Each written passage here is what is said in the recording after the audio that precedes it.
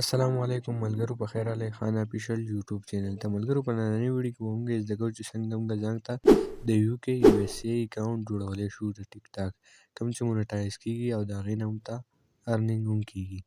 ملګرو راځئ ټول پروسس هم په دغه ویډیو کې وګورو. که چینل مو نه وي سبسکرایب کړی ملګرو، چینل درسره سبسکرایب کړئ او دا بیل آیکن ورسره هم پرس کړئ چې زموږ هر ویډیو تاسو ته په وخت دررسي. کله چې ملګرو ټیک ټاک ولګوئ دلته کې به راشئ په ساین اپ باندې ولاندې کلیک واخلئ.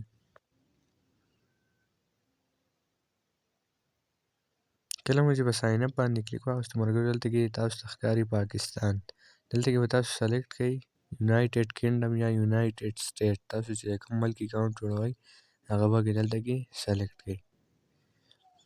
بیا دلته کې تاسو یوز فون اور ایمیل دا هم وهلی شئ یا کانټینیو ویت ګوګل سره هم تاسو اکاونټ جوړولی شئ. مونږ د ایمیل سره جوړوو ملګرو، دلته کې مونږ یوز فون اور ایمیل دلته کې مونږ خپل جیمیل ورکوو ملګرو، هغه جیمیل چې په هغې باندې مونږ اول اکاونټ نه وي جوړ کړی.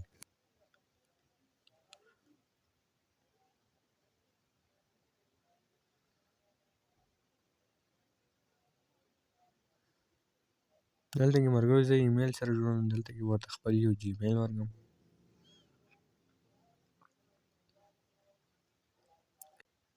دلته کې ملګرو خپل یو پاسورډ به ورکړئ. دلته کې ملګرو موږ ته دا کیپچه راځي، دا کیپچه به اوس موږ دلته کې سوال کوو دغه شان دی، دغه شی به دې خو کش کړئ او دا دغه به په دې خپل ځای کې به دا کمای کا چینل راکړلی او خپل په دې ځای کې پیټ کړئ.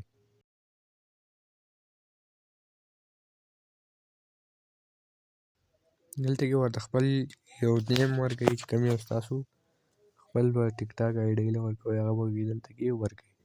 دلته کې راځو ملګرو اوس خپل اکاونټ وګورو چې آیا دا د یو اس ای جوړ شوی دی او که نه جوړ شوی. نو راځم په دې پروفایل ورته کلیک اخلم، دلته به په دې دریو لاین ورته کلیک اخلم او لاندې راځو په سټوډیو ورته کلیک اخلم ټیک ټاک سټوډیو باندې.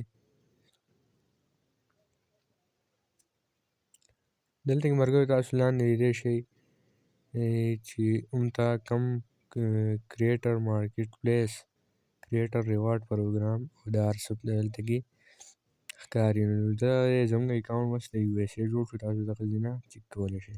ملګرو که ویډیو مو خوښه شوې لایک کړئ، راسره چینل درسره ضرور سبسکرایب کړئ. الله پامان.